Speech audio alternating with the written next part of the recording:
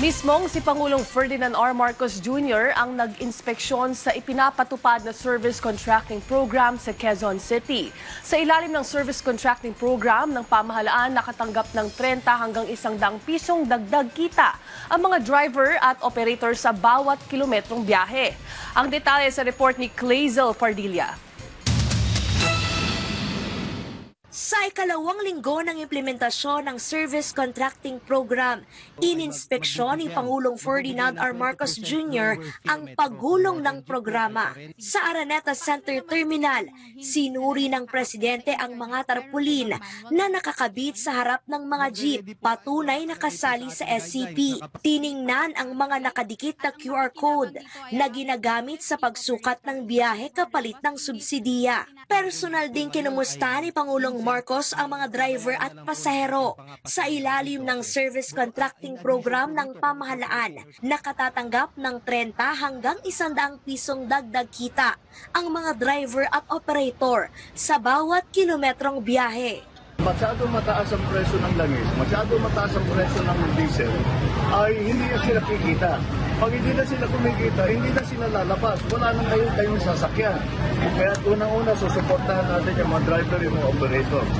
Mula sa 400 na karaang linggo, dumami na sa 20,000 ang inaasahang lalahok sa SCP kabilang ang minibus driver na si Sep. Mula 600 piso lamang nakita dahil sa mala presyo ng langis.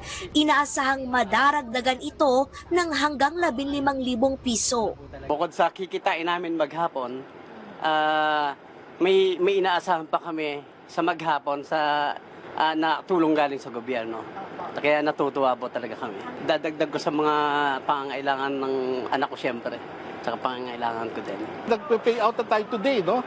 Yung mga nagbiyahe noong Wednesday, just to show them na hindi inaabot ng buwan-buwan po ito. 3 to 5 days, mababayaran kayo. Kapalit nito ang pagbibigay ng 40% diskwento sa pamasahe ng mga nakatatanda, may kapansanan at estudyante. 20% naman ang bawas sa mga regular na pasahero, tulad ni Cynthia. Kaya imbes na 64 pesos mula Cubao hanggang Bulacan, higit 50 pesos na lang ang kanyang binayaran. May 3 akong nag-aaral na anak, tapos may baby ako. So, yung magtitipid kong discount dito, yun nga po, mabibili ko siya ng ano pang kailangan sa bahay, kaya diaper, pandagdag. Higit 800 ruta ang masaserbisyuhan ng Service Contracting Program. Nasa 300,000 pasahero naman ang mabebenepisyuhan nito kada araw. Clazel Pardilla para sa Pambansang TV sa Bagong Pilipinas.